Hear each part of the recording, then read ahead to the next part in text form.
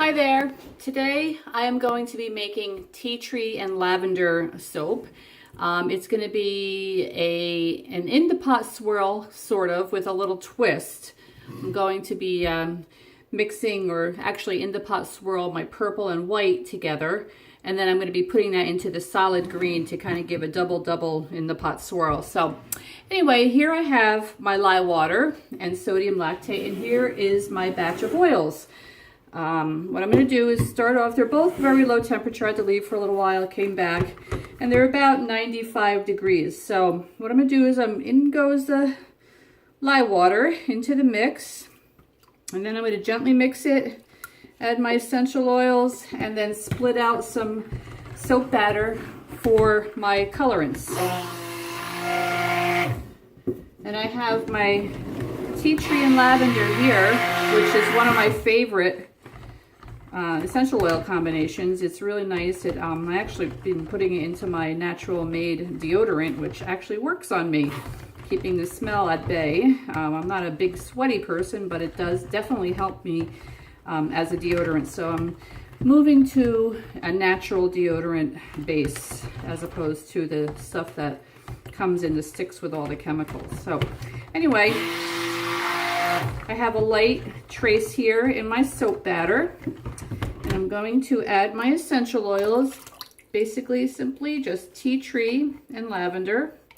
Really nice combination. And I'm going to give it a little twirl, get it all incorporated.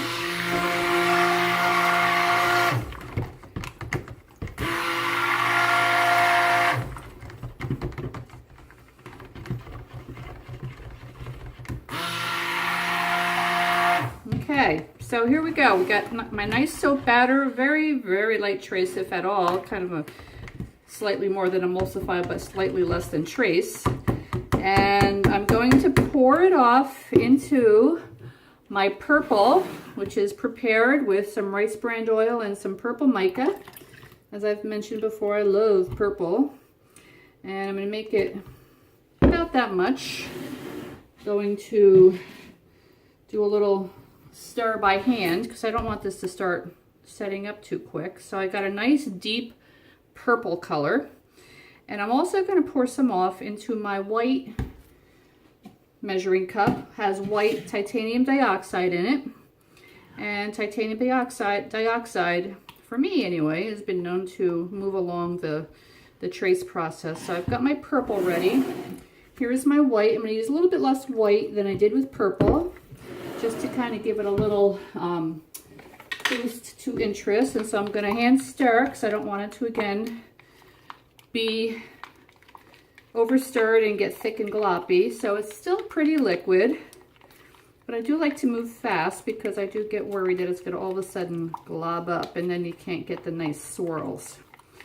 So into my big batter, I'm going to be pouring my green color because I want my soap to be a base of green with a purple and white swirl. It's come out pretty good in the past, and I'm going to try to repeat it. Hopefully it will be good. So I'm going to give it a little twirl with my stick blender. And it's a nice light, kind of sagey green. Looks good. Nice and combined. Fluid still. And now I've got my whites and my purple, and what I'm going to do is do a mini, what I call a mini in the pot swirl. So I'm going to put my white into my purple in dollops of 3. 1, 2, 3, and then one right smack in the middle. Get rid of all that.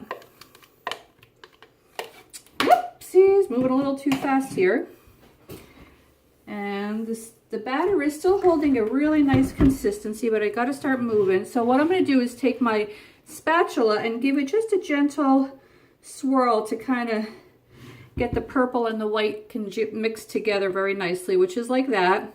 And now I'm going to do the big in the pot swirl, which will be in just a minute as soon as I get my stick blender out. We're done stick blending, by the way.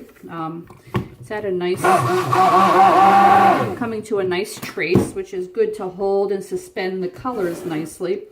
So what I do now is I pour this into my big batch. And this is a major part of the in the pot swirl. Oops, looks like I need a little more white.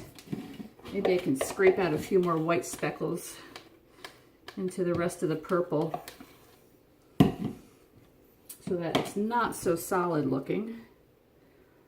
There we go. Little tiny finesse soap making here. Get it all in there.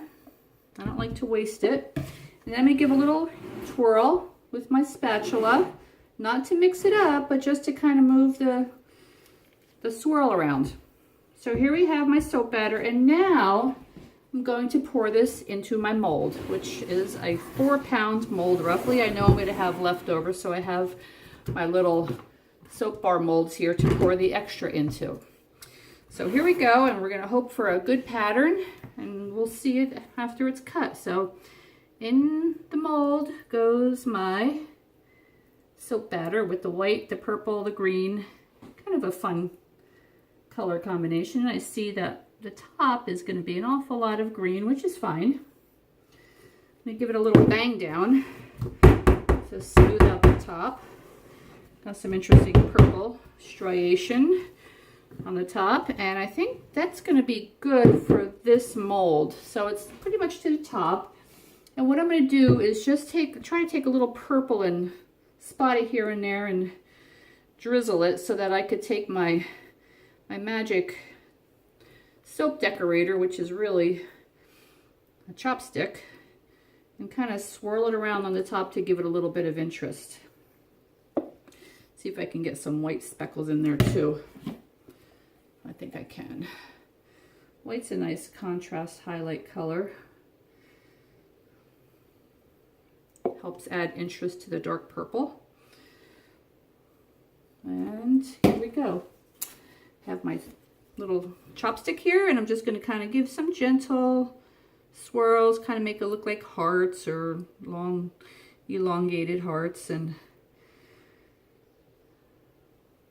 kind of a nice, you don't see a lot of this pattern because it's at the top of the soap, so, but it's just nice to kind of have one of the edges have a extra fancy little decoration on it.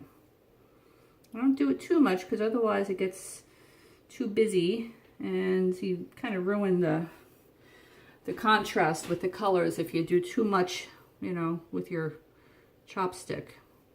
It's really tempting to just keep going and going, but you gotta kind of resist the temptation of over swirling your soap.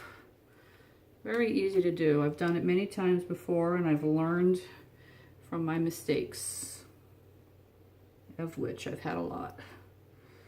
Soap making is really nothing more than trial and error, lots of practice, lots of bars of soap you make, and try them out and give them to friends before you start selling them.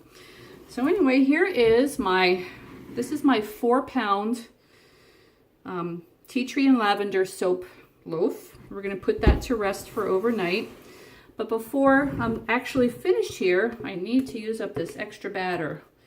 And I'm going to just fill up these little square molds with my extra batter instead of washing it down the sink, which sometimes I do, but this is an awful lot of extra batter. I think I have to adjust my recipe a little so I don't have this extra batter, because I like to sell my soap bars in a consistent size, and this one's a different size than the loaf soap bars. So anyway, these I usually just give to family and friends, or I'll set it out as a sniffer sample.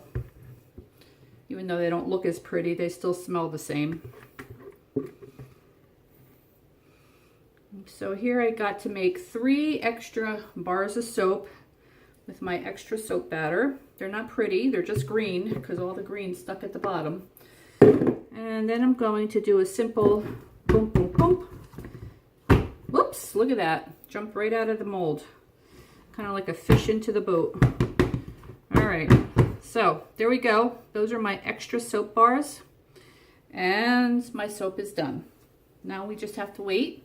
Well, of course, first we have to clean up the mess, and then we can unmold it in 24 hours. Thanks for watching.